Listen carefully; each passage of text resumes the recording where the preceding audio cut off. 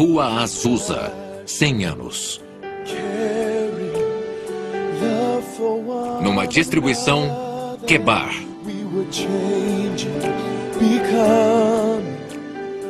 Celebração dos 100 anos do renascimento da Rua Azusa. Versão brasileira, Estúdio Gábia, São Paulo. Como o Pentecostes chegou a Los Angeles, como foi no começo, velhos milagres de Azusa do meu diário. You came to touch, to visit us, and to fill the hearts of men with your fire once again, to heal, to love, to change. Início do avivamento global. It was a season for the fire. Não me importa quem venha, deixe o amor fraternal prevalecer. Missão Evangélica da Fé Apostólica. Quando Tim Story e eu começamos a pesquisar o avivamento da Rua Azusa, em 1992, ficamos chocados por a verdadeira história nunca ter sido escrita ou documentada. E agora que as pessoas estão falando de celebrar seu aniversário de 100 anos, pensamos que seria importante saber o que estão celebrando. Cada membro da igreja que seja carismático ou pentecostal tem suas raízes do avivamento da Rua Azusa e, mesmo assim, a maioria das pessoas não conhece sua própria história. Achamos que é importante a história ser contada e compartilhada com essa geração e passada para nossos filhos e nossos netos. Devemos compartilhar com eles nosso rico legado espiritual que temos com Deus vivo. Quem somos? Por que oramos como nós oramos? Por que adoramos como adoramos? Nosso trabalho como produtores e ministros não é só apresentar os fatos históricos, mas colocar carne e sangue e fazer as pessoas da história virem à vida. Torná-las vivas e fazer com que o documentário seja usado para ensinar. Então, esperamos que desperte o interesse para um novo avivamento. As chamas estão sendo acesas pelo Espírito Santo em todo o mundo. Dessas pessoas. Muitas pessoas pensam sobre o avivamento da Rua Azusa e falam sobre falar em línguas. É muito mais que isso. Se falarmos do modelo igualitário que Deus quer que sigamos, tem que ser humilde o suficiente para segui-lo. Era 1906 e Deus mostrou um modelo para a sociedade que estava muito à frente do tempo. Em 1906, as mulheres dos Estados Unidos não tinham o direito nem de votar. Mas na missão da Rua Azusa, elas tinham posições de autoridade e liderança. Elas eram iguais. Não porque era politicamente correto, mas porque elas queriam fazer isso e ver além. Foram humildes para seguir as instruções de Deus. Em 1906, havia leis pesadas de segregação por toda a sociedade. E ainda assim, Deus mandou um avivamento para negros, brancos, hispânicos, todas as raças reunidas e amadas como uma. Deus mandou as respostas para a integração 50 anos antes de qualquer legislação de direitos civis. Os sábios da igreja apontaram como a maior realização de Deus no século XX. Como um trabalho tão importante de Deus pode ser quase esquecido? Porque a história verdadeira nunca foi realmente documentada ou contada. A história que não foi contada. Estou, de certa forma, chocado por as pessoas saberem tão pouco. Em parte, acho que é porque os historiadores não souberam lidar com isso. Os líderes da igreja não souberam lidar com quem esses pentecostais são. São tão diferentes, são tão estranhos. Trazem perspectivas que são desconfortáveis para nós. E também são, eu acho, questões de classe e raça, sabe? Há questões em que nossa igreja pensa mais facilmente nos brancos, em vez da mistura das cores, negros, mulatos ou de qualquer outra cor. E acho que é importante trazer isso de volta e dizer: espera um pouco, estamos todos nisso juntos. E a história precisa ser contada talvez pela primeira vez da forma correta. Por que é importante agora? Depois de 100 anos, trazer essa história de volta à atenção da igreja. Eu acho que é crucial. Aqui está um trabalho de Deus que quase foi esquecido pela maioria das pessoas.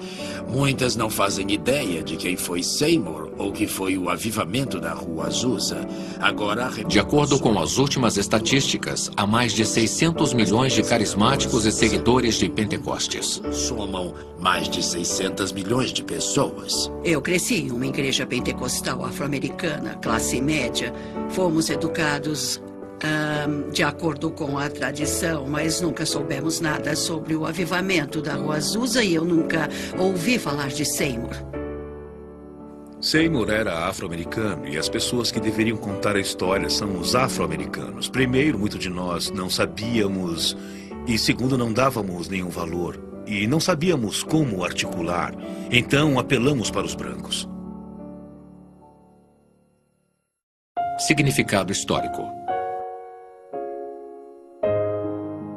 Sidney Ostrom, da Universidade de Yale, uma vez disse que William J. Seymour exerceu mais influência do que qualquer outro líder afro-americano na história dos Estados Unidos. E na revista de História Cristã, William J. Seymour foi listado como um dos maiores líderes cristãos do século XX inteiro.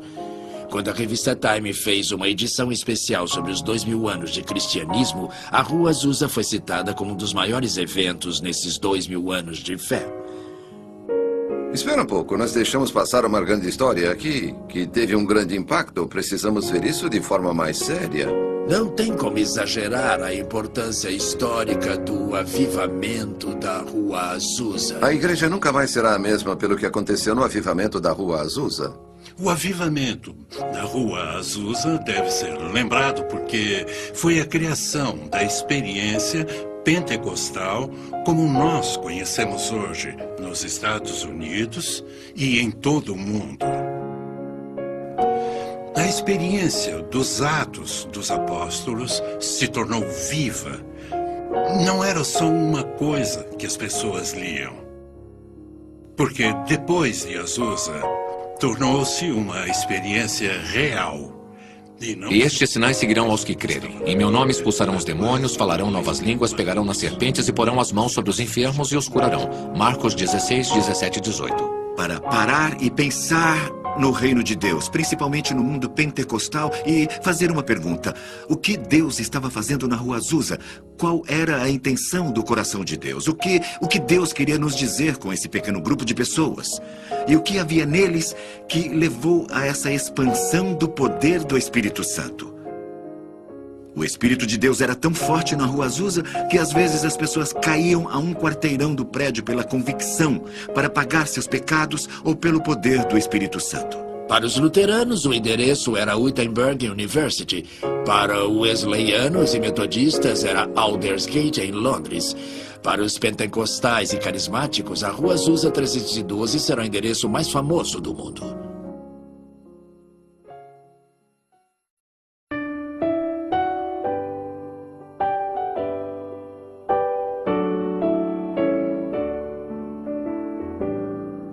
Oração atendida. O Dr. Vincent Synan disse que, para os cristãos, a Rua Azusa 312 seria um dos endereços mais famosos do mundo. E o historiador Sidney Ostrom disse que Seymour exerceu mais influência sobre os cristãos americanos do que qualquer outro líder negro. E começou aqui, há mais de 100 anos. Esta é a casa e o lugar em que tudo começou. Como em Atos 2, versículo 4, eles falaram em línguas. Esta casa da rua Bonnie Bray 216 é a última estrutura física que sobrou relacionada ao avivamento da Rua Azusa.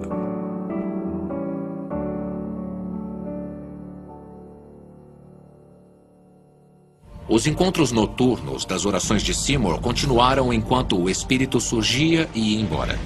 Seymour então foi atrás de Lucy Farrell, que já era batizada, e J.A. Warren. Ambos moravam em Houston.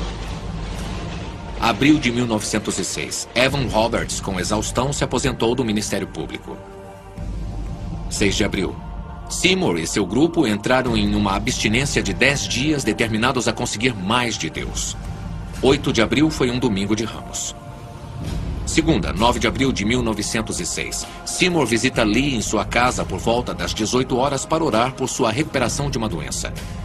Lee se sente bem melhor e pede para receber o Espírito Santo, com o esperado sinal de se sentir preenchido por ele. Em resposta à prece de Seymour, Lee começa a falar em línguas.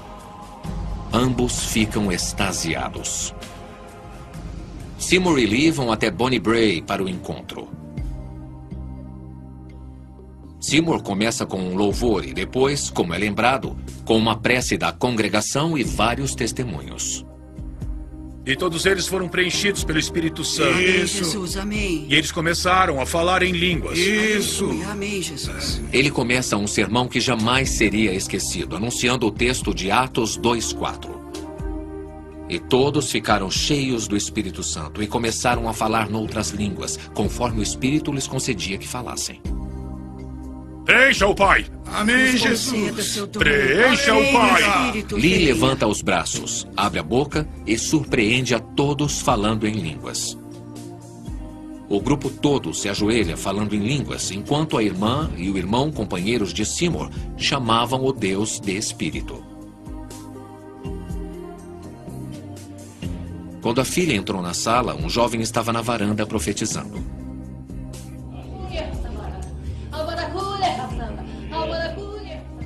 Jeannie Evans Moore, que morava na casa da frente, começou a falar em línguas. Jeannie não sabia tocar piano, mas preenchida com o Espírito, ela tocava lindamente.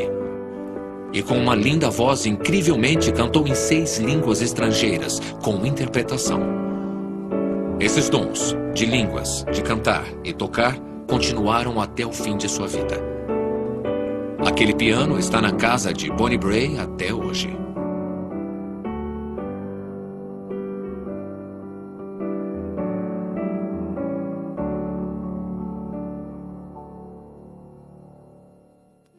Há divergência sobre como e quem foi preenchido primeiro pelo Espírito naquela noite. Alguns registros dizem que Lucy Farrell, de Houston, orou e colocou as mãos nas pessoas. Outros dizem que o garoto foi o primeiro. Mas todos os registros concordam que aconteceu naquela noite. Segunda-feira, 9 de abril de 1906. Filmagem de 1992. Como foi que você se envolveu? Eu quero entender a história. Eles quase tiraram a casa de nós, então você se envolveu e ajudou a salvar esse lugar histórico, não é isso? Sabendo que eu era escriturário, nós não sabíamos o que eles planejavam fazer. E descobrimos que eles planejavam derrubá-la e construir um prédio de apartamentos. Isso é incrível, porque quando nós falamos de história da igreja, você acha que a maioria dos cristãos vão saber o que realmente aconteceu? E isso é parte da nossa herança. Eu me envolvi porque achei que era uma coisa necessária de se preservar, uma das últimas relíquias da igreja. Essa é a última coisa física de que temos conhecimento do antigo avivamento de 1906. Nobody knows the God I see. Nobody knows but Jesus. Nobody knows the God I see. Glory, hallelujah. Preço pago.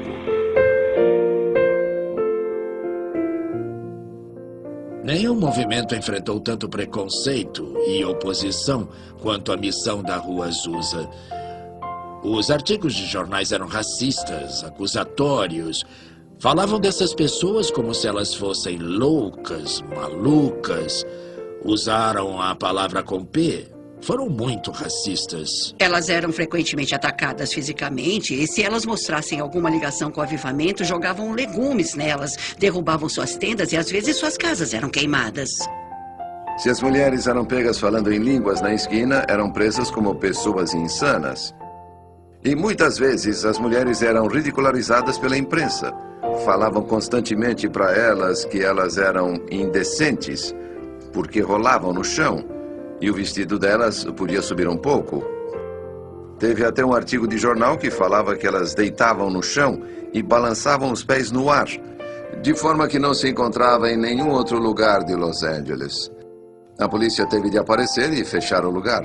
A pior declaração que foi dada foi por G. Campbell Morgan, que chamou o movimento pentecostal de último vômito de Satã. Depois outros falaram de bruxaria, possessão do demônio. O primeiro livro contra o movimento chamava Demon and Tongues, de Alma White. Então os pentecostais tiveram que lidar com duras críticas da imprensa e das igrejas. Na primeira passeata de estudantes, havia batistas em cavalos, acompanhando os pentecostais, atirando nos pentecostais que estavam no movimento. Houve muita perseguição naquele dia. Além da oposição, a imprensa e as igrejas eram violentas.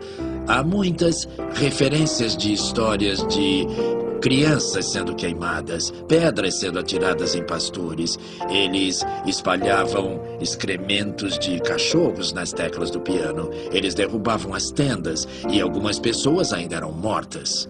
O grupo todo pagou um preço porque eles não eram queridos em Los Angeles. Eles pagaram um preço bem alto por Pentecostes. Se você se virar para Deus, Ele se vira para você. Se acreditar nele, Ele manda seu poder para a sua vida. Que o diabo tire suas mãos da propriedade de Deus.